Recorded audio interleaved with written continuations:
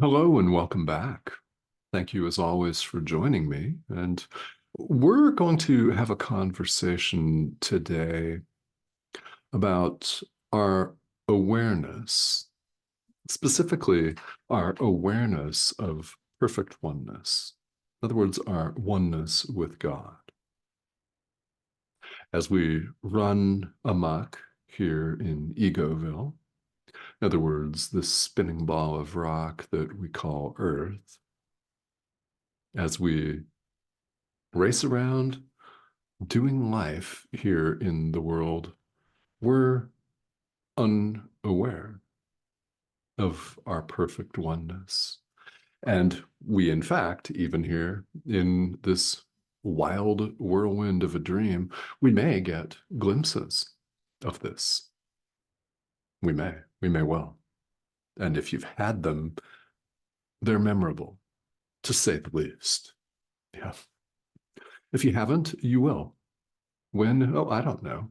Perhaps in the next 15 minutes. I don't know. Who's to say exactly when you'll get a glimpse of who and what you are? Oh, and where you are.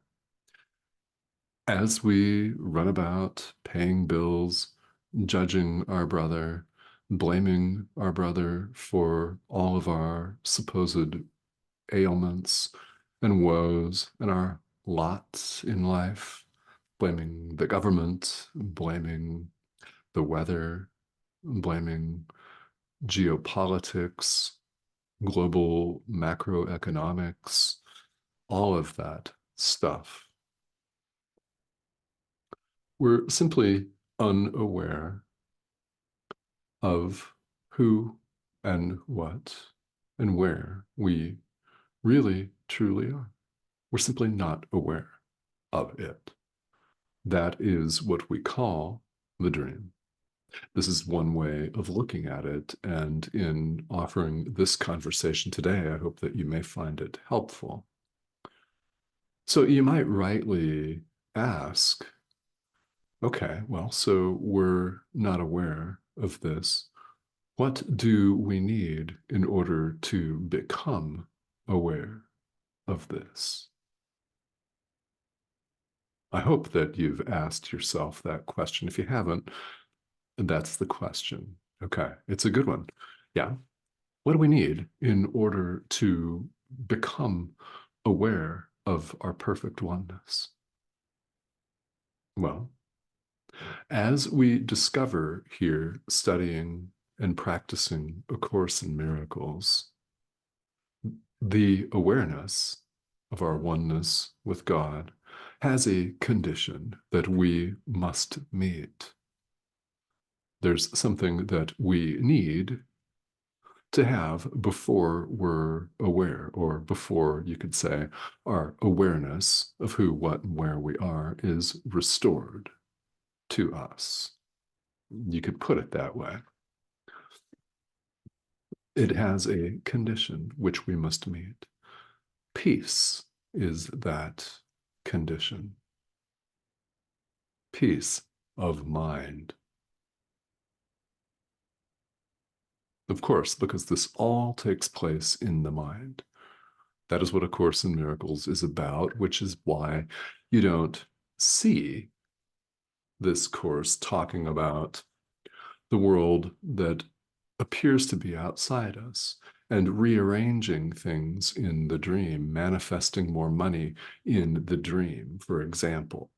Right? There are plenty of those practices out there. If that's what you're interested in, you have no shortage. This course is not one of them. It doesn't even touch that. That's not the aim of A Course in Miracles. It's mind training. We don't see things as they are.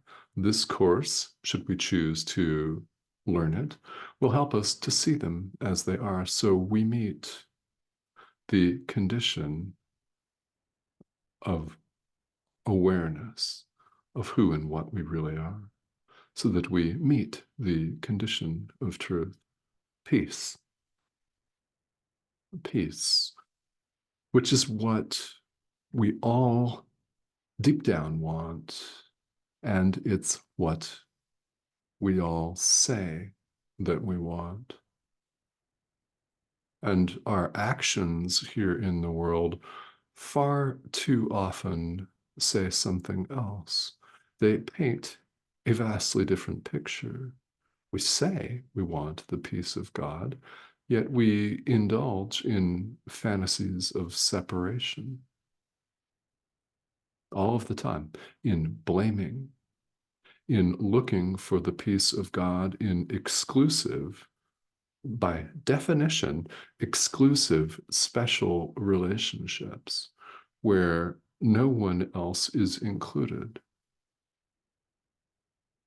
We seek our peace of mind there, and we're actually surprised when it isn't there.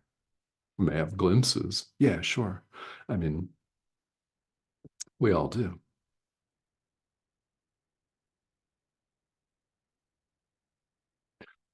The Course emphasizes this term, special relationships, for our teaching purposes, for our learning purposes here. And it's a very, very important concept here that's worth a few minutes of conversation so that we may emerge with a better understanding of it and what's meant by it and why it's tragic. Specialness is tragic. Special relationships are relationships where not all living things are included.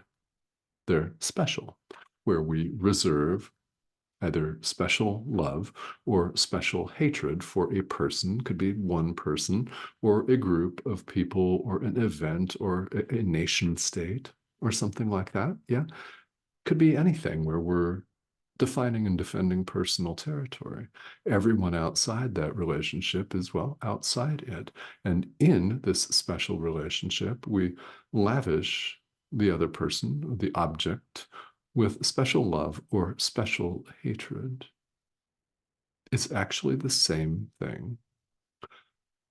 These are both predicated on one fundamental error, separation. It is the only error, period, that needs to be corrected. So, in a special relationship, we seek the peace of God, and it's to the exclusion of everyone else. Our personal relationships are examples of this. Our political party relationships, if you're in one of those, is an example of that. Yeah. There are many, many examples of this in our lives. What's wrong with the picture? Well, exclusion, separation. So don't get me wrong. Nobody's saying if you're happily married, then that's a special relationship and it's bad. No, it's not. I'm very happily married. You just recognize things for what they are. Give your special relationship, if you have one and it's loving, give it over to the Holy Spirit for His purposes. That's what I've done. Do it. You might like it. You might find that it's happy to do. If you're happily married, or if you're happily engaged, or in a happy partnership with somebody, stay there. Beings will benefit. Every living thing will benefit from your extension of love. Give your relationship over to the Holy Spirit for His purposes. We're using the idea of a special relationship here for our learning purposes. What's really going on with this is we're seeking the peace of God where it cannot be found.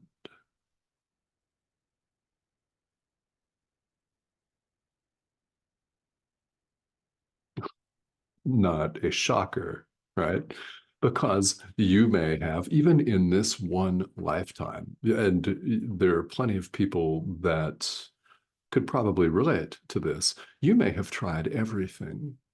that appears to be out there spiritually. You may have dabbled in this, done a little of this, went to this seminar here, weekend workshop here, maybe a hot, sexy retreat in Costa Rica here, or Mykonos or something like that. I mean, I don't know. People do all kinds of things. The peace of God is not to be found out there. It's an inside job. It's not to be found in exclusivity, special relationships of any kind. Quite simply. So, peace is the condition of our awareness of truth. Peace. How do we get peace? Well, first of all, we recognize what we've wrought here and recognize it for what it is, an illusion that we've made up that we can now choose to unmake, undo.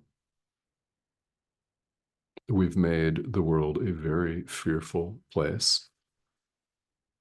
We're afraid of our brother. We're afraid of God. We appear to see separation everywhere we go. So this course is very clear about several things. And one of its repeated ideas is an invitation for us to bring all of our darkness to the light. Bring our illusions to truth. Bring your darkness, all of it, to the Holy Spirit, to light. Your inner teacher, to light. Give your inner teacher all of your stuff, your baggage, the darkness, what the Course refers to as our secret little hidden hates, all of the stuff that you'd rather not reveal. Give it over willingly, voluntarily, right now, today, to your inner teacher. He will not condemn you. He does not condemn. Bring your darkness to light. What happens? The light shines it away. It's like turning on a light in a dark room. What happens to the darkness then? It's gone. It is nowhere. It's as though it were never there. Exactly. It was not. Bring this supposed darkness to the light and allow your inner teacher to shine it away. We fear to do this. We do not need to fear to do this. We, in this condition of fear, find ourselves, as you find yourself, drawn to this video, to this message. We find ourselves drawn over and over again to the message of the Holy Spirit, our inner teacher, to the message of Jesus, to the message of love. Over and over. We want it. It is who we are. We deep down recognize this. We may be terrified to accept this, but that's exactly what we're invited to do. So this looks for almost all of us like a painstakingly and extraordinarily, and yes, at times it appears to be an excruciatingly long process. Well, if that is the experience that you appear to be having, consider that it's what you need. It is, it's what we need. The Holy Spirit is not unkind. He is not cruel and vindictive and sadistic. We may be, but he's not. So he's not going to just rip the veil off you when he knows that that may terrify you. That's not kind. So we see the veil lifted gradually. It looks like a process. And in fact, it may seem interminably long. It is not interminably long because eventually this process comes to an end. And eventually we do meet the condition of peace. We have peace. And when we do, our awareness of perfect oneness is there. You could say it's restored. We wake up when we've met the condition for awakening. Peace, total peace. It's all encompassing. We can't keep our little secret fears and our hidden hatreds. In other words, we can't love on 99.9% of the world's population and hate that last little fragment, even one person. Our forgiveness is either total or it's not at all. And that is something that we may find really, really difficult to accept at first. Yet, that's the way it is. Because love is not partial. That's why it ends up being a mistake to seek for love only in our special relationships. Love doesn't do limitations. God doesn't do limitations and exclusions. He doesn't even know of separation. So, how can he favor this percentage of the global population and chastise the rest? No, we do that. He does not do that. Never has, isn't doing it, and never will do it.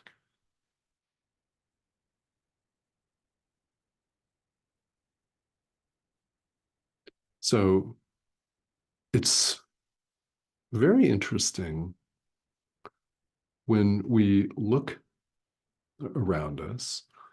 Yeah, we look at TV, we look at social media, we look at channels like this one, and we see someone talking about spirituality, and they seem very, very peaceful. When you see someone talking about all of this and they're very, very peaceful, see yourself, please. There is no separation of any kind.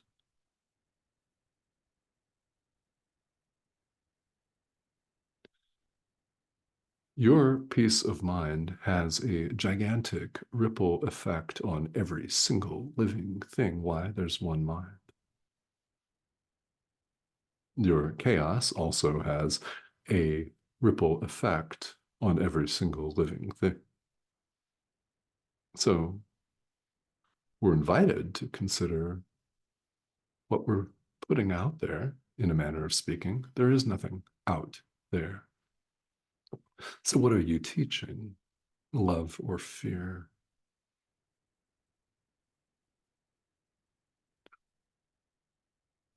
When we see ourselves as an ego, we've chosen to keep littleness, our smallness, isolation, sense of separation, guilt and fear, limitations.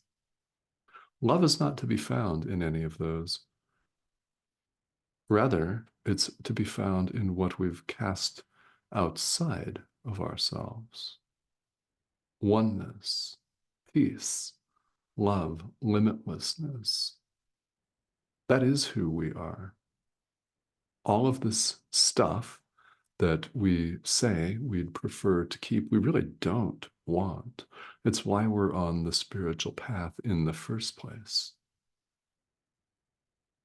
Part of it is a very, very adult and adult responsible recognition that we've made all this ourselves and it's completely unnecessary. We do know this. So we're invited to bring it to light and let our inner teacher shine it all away. Peace is the condition for our awareness of truth. So let's go forth today and meet that condition, shall we? I invite you to join me. To the extent that there are questions about this or any of these other videos about your spiritual practice in general or about A Course in Miracles specifically, please feel welcome to ask these questions here. If you have not yet subscribed, I invite you to do that. This little arrow, you might be wondering what that is.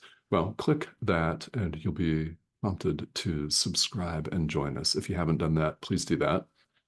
These videos appear often, several times per week.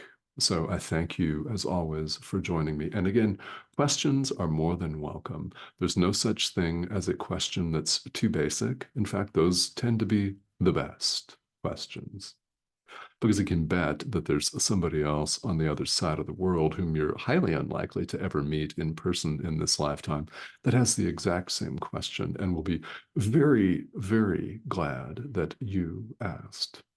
So I invite you to. Thank you so much. I will talk to all of you soon.